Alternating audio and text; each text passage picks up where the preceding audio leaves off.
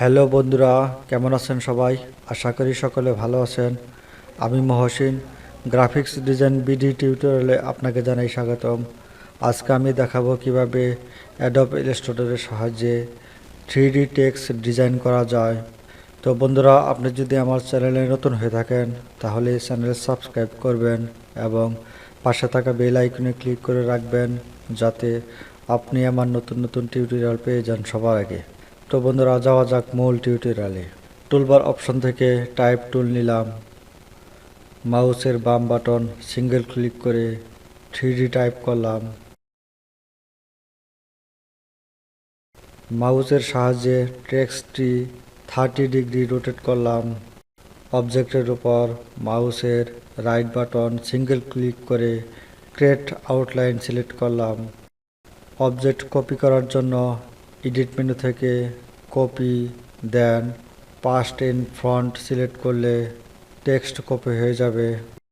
Colour option থেকে fill colour change করলাম।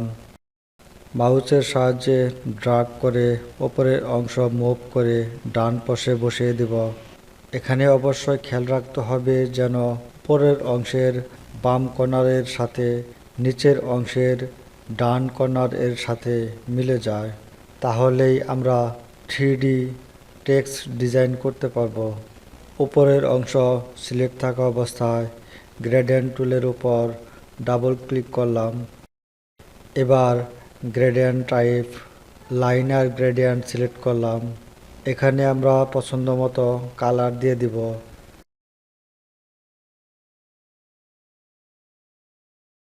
এবার সিলেকশন টুলের সাহায্যে সমস্ত অবজেক্ট সিলেক্ট করলাম।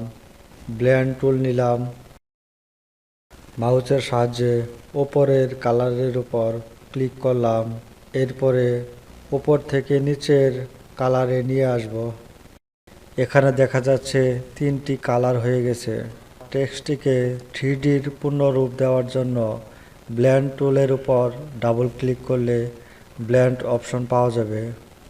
ব্লেন্ড অপশনে ট্রিবিও টিক মার্ক দিয়ে ওরিয়েন্টেশন, অ্যালাইন টু পেজ এবং স্পেসিং স্পেসিফাইড স্টেপস এ ক্লিক করলাম।